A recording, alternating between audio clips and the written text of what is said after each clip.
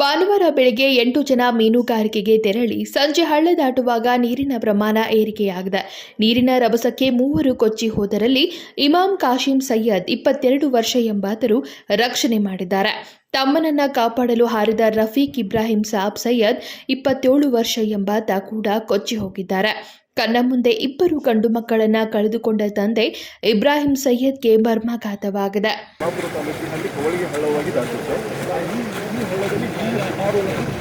ಇಬ್ಬರು ಜನ ಕೊಚ್ಕೊಂಡಿದ್ದಾರೆ.